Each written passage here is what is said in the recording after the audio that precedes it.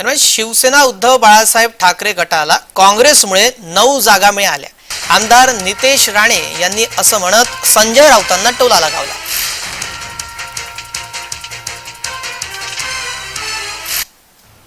काँग्रेस आणि राष्ट्रवादी बरोबर जाऊन पवार साहेबांच्या गटाबरोबर जाऊन तुम्हाला नेमकं काय भेटलं? तेव्हा तुम्ही तेवढ्याच जागा लढवायच्या आणि आज 21 जवळपास जागा लढवल्यानंतर फक्त 9 जागा आलेल्या आहेत काँग्रेसच्या आशीर्वादाने।